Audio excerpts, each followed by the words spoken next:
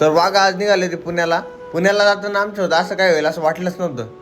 पूर्ण सांगतो व्हिडिओ शेवटपर्यंत बघा. तर राम राम मित्रांनो, स्वागत तुमचं आपल्या काय मिनी ब्लॉगमध्ये. तर दिनेश दादा आपल्याला संभाजीनगरपर्यंत सोडायला येत होता. तर रस्त्यात आम्हाला काय दिसलं, एक काका वल्ला असल्यामुळे गाडीवरून पडले होते, त्यांना गाडीवर काही बसता येत नव्हतं. मग त्यांना बोललो की आम्ही तुम्हाला शिवरे फाट्यापर्यंत सोडतो. शिवरे फाट्याचेच होते. मग त्यांना आम्ही सोडलं. मग आलो डायरेक्ट संभाजीनगरमध्ये. संभाजीनगरवर आल्याच्यानंतर चहा वगैरे घेतली. चहा वगैरे पिणं झाल्याच्यानंतर तुला वेगळं शेअर करत होते, ते सोडावं तुमचा हो का जसं ते बघा.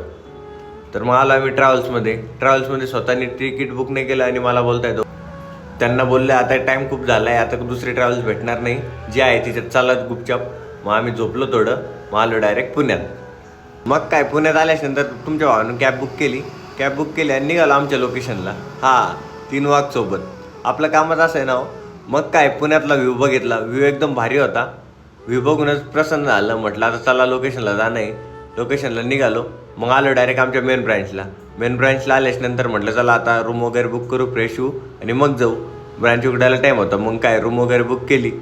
चला आता आम्ही थोडं झोपतो. तुम्ही पण तोपर्यंत लाईक आणि फॉलो करून घ्या. खूप मजा येणार आहे. 3 गाडी आणि कांबी गाडी असणारच आहे. तर चला तर मग पुढच्या ब्लॉगमध्ये लवकर भेटू. धन्यवाद.